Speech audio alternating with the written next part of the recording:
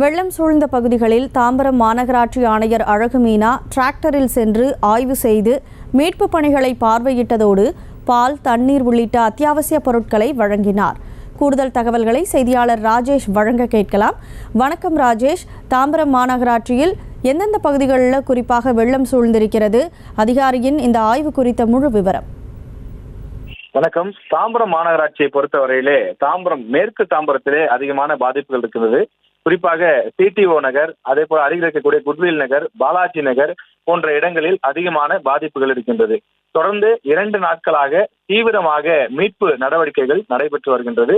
அந்த பகுதியிலே இடுப்பளவிற்கு மேல் தண்ணீர் இருந்த நிலையிலே அவற்றை தொடர்ச்சியாக அப்புறப்படுத்தக்கூடிய பணியில் மாநகராட்சி ஊழியர்கள் ஈடுபட்டு வருகின்றனர். இந்த நிலையில் அந்த பணி சரியாக நடைபெறுகின்றதா, வேறு எந்தெந்த பகுதிகளுக்கெல்லாம் உணவு, அத்தியாவசிய தேவைகள் செல்லாமல் இருக்கிறது என்பதை தாம்பரம் மாநகராட்சியினுடைய ஆணையர் அழகுமீனா IAS அவர்கள் நேரடியாக சென்று ஆய்வு செய்தார். டிராக்டரிலே சென்று அவர் இந்த ஆய்வு பணியை மேற்கொண்டார். அப்போது அந்த பகுதி மக்களுக்கு உணவு, குடிநீர் மற்றும் பால் பாக்கெட் ஆகியவற்றையும் அவர் கொடுத்து இந்த ஆய்வு பணிகளை மேற்கொண்டார். அது மட்டும் இல்லாமல் பொதுமக்கள் மின்சாரம் வழங்க வேண்டும் என்ற ஒரு கோரிக்கையும் வைத்திருந்தார்கள். தண்ணீர் வடிய வடிய ஒவ்வொரு பகுதிகளுக்கும் மின்சாரம் வழங்கப்படும் என்ற ஒரு உத்தரவையும் ஆணையர் தெரிவித்திருந்தார்.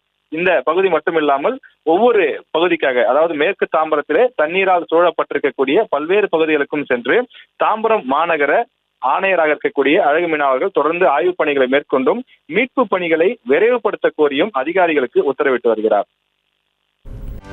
செய்திகளை உடனுக்குடனும் துல்லியமாகவும் தெரிந்து கொள்ள சப்ஸ்கிரைப் பண்ணுங்க.